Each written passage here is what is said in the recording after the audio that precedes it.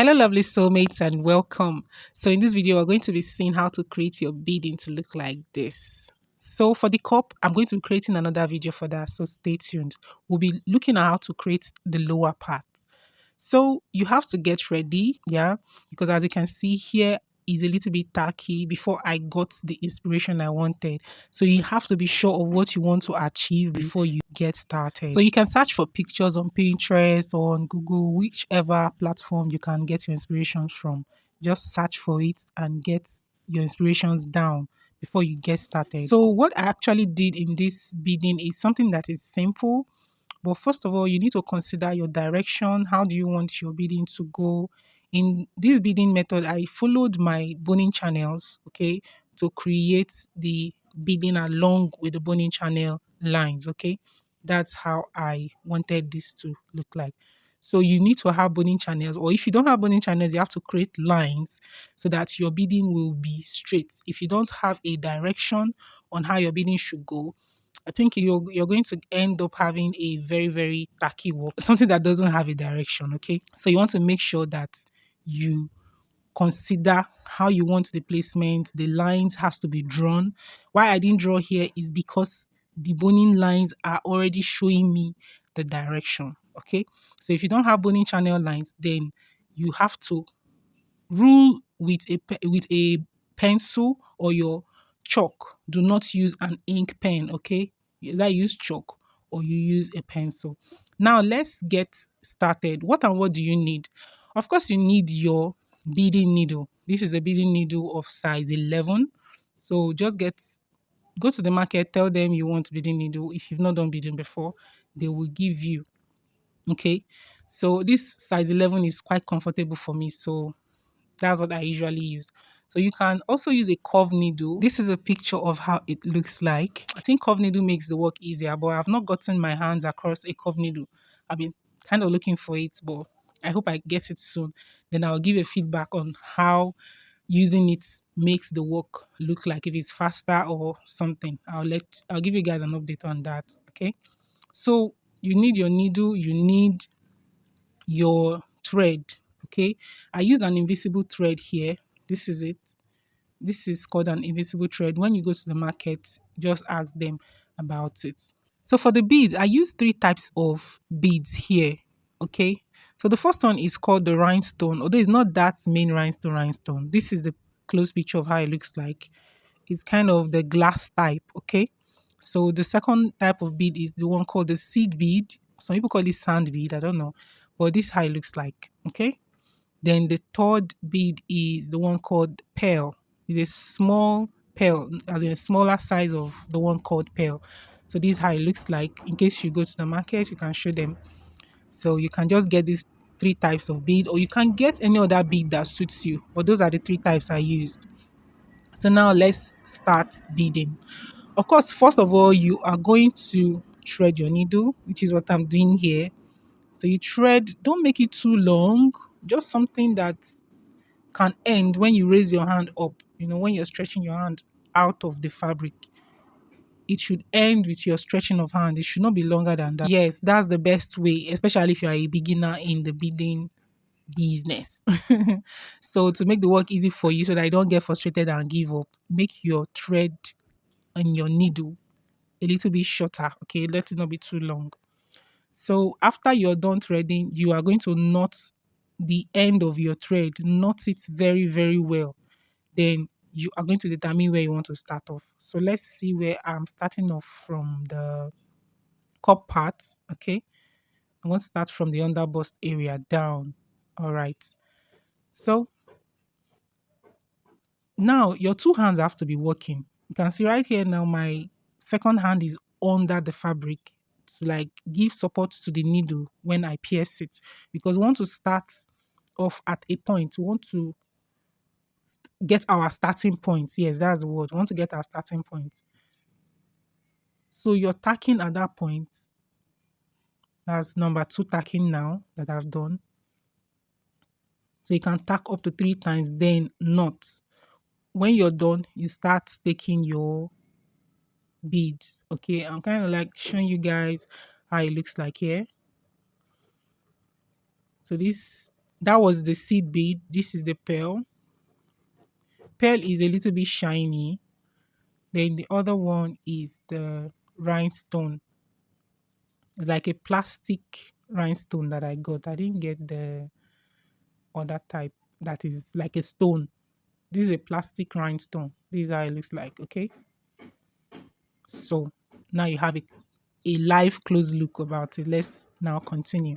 But before we continue, I went ahead to pour the seed beads into a plate to make the work easier. So make sure you have plates around to pour yours. Okay, so now you are going to take your first bead, that is about five sets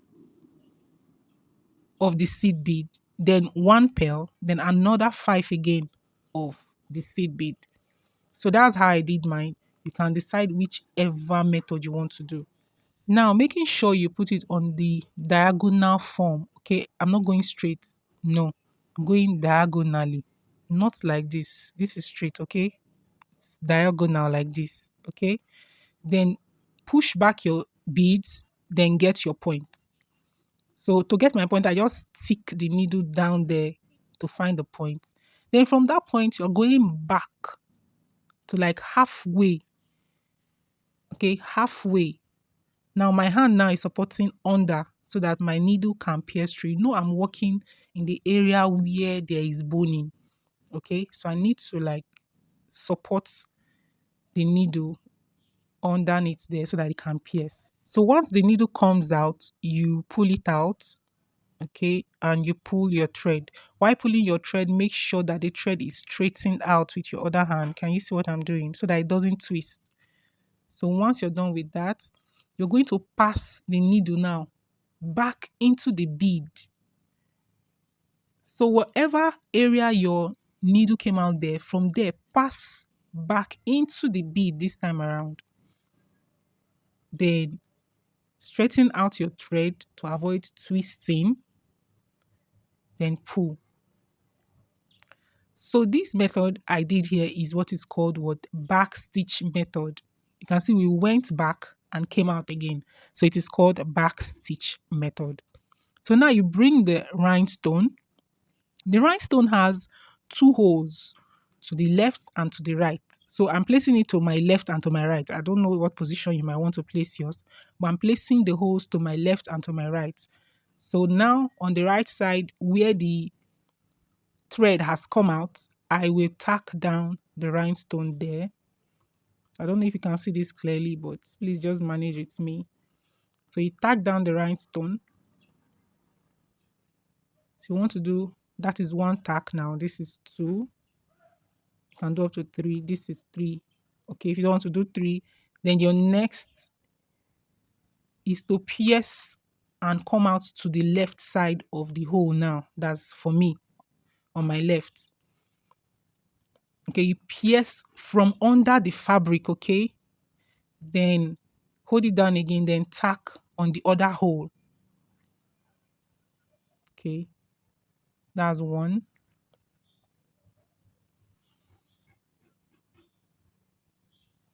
Two and three. So when you're doing the third one, you can knot your thread. So you can see the direction my beads are going. So we're going to do that all the way down. It's a repetition process. So let's repeat that again. So you find your starting point for the beads. Okay, just pierce through just once is okay to start off after you've done the first one. So you take your bead, take five. I did five. The seed bead five, one pearl, then five seed beads again. Okay.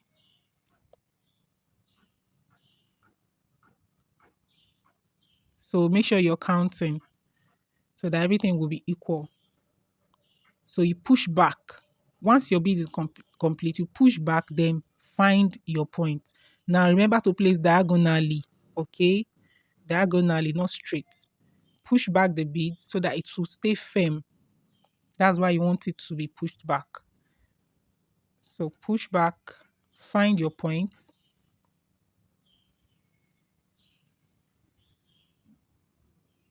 Then go back, like pierce backwards, come out like midpoint between that place you are piercing from and from the place you started. Just come out like the midpoint between that place. Okay. So because I'm working where there is boning, it's kind of a little bit difficult. I think that curve needle can work very well for me here if I have it. So you pierce out. Okay. Now the needle is out. You do what? You pull your thread. So as you're pulling, make sure you straighten the thread to avoid squeezing. Okay.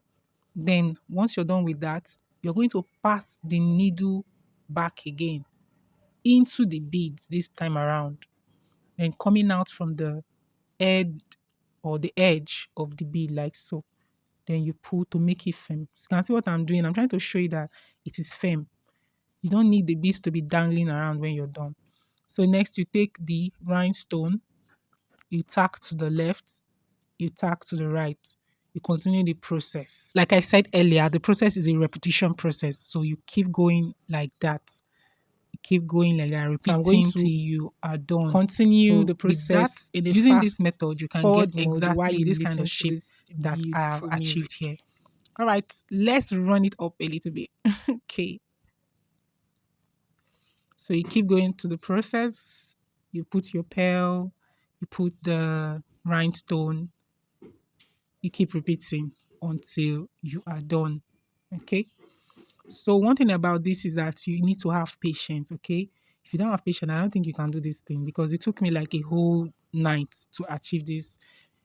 And you know, this is like a basic method of beading. This is not like the advanced level safe, you know.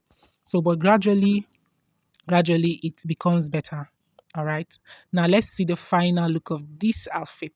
And here is the final outcome. Okay. Thank you for staying with me to the end of this video. In the next video, I'm going to be showing you how to bead your cup like this. Make sure you stay tuned, follow, like, and share. And this is how the outfit looks on me. Will you be trying this out? Let me know in the comment section. Thank you for watching. I'll see you in the next video. Bye-bye.